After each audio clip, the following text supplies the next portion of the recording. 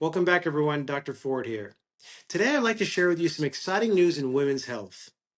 Not many women know this, but for years, there's been an FDA-approved medication called Addyi, and it's been available for premenopausal women with clinically diagnosed low sexual desire, also known as hypoactive sexual desire disorder.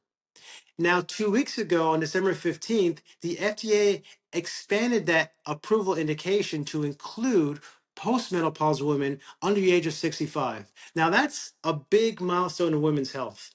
Why is that? Because millions of women still experience persistent loss of sexual desire after menopause. And until now, there has been no FDA approved daily medications specifically targeting that group. So for years, low libido has been just brushed off as just aging. So the FDA is now sending a clear message that sexual health matters at every stage of life. So let's be clear what Addyi is and what Addyi isn't. It is not a hormone, it is not a stimulant, and it doesn't work instantly. You see, Addyi works on the brain's neurochemical transmitters, not on the female sexual organs. It helps rebalance the key neurotransmitters involved in sexual motivation and desire.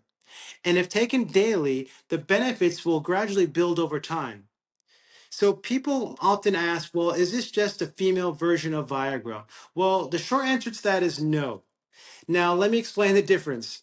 Viagra works on blood flow, and that blood flow helps treat something mechanical problems called erectile dysfunction, and it works on demand right before sex. However, Viagra has no impact on libido or sexual desire. So, without desire, Viagra won't work because blood flow alone cannot create interest or desire.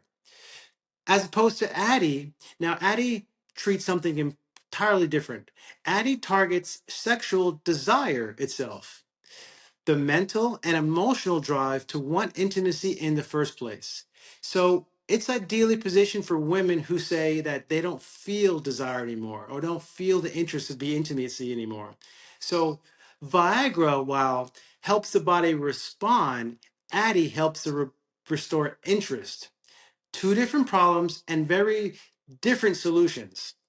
So, of course, Addyi isn't for everyone. It has some important safety considerations, especially around alcohol use, and it should be prescribed only after a proper medical evaluation. But make no mistake, this is very important progress in women's health because it expands options, it validates women's experiences, and it moves the conversation of sexual wellness into a realm of legitimate science based medicine. This isn't hype. This is about choice. It's about biology and acknowledging that sexual desire and sexual interest is a real medical issue and it's something that should not be ignored.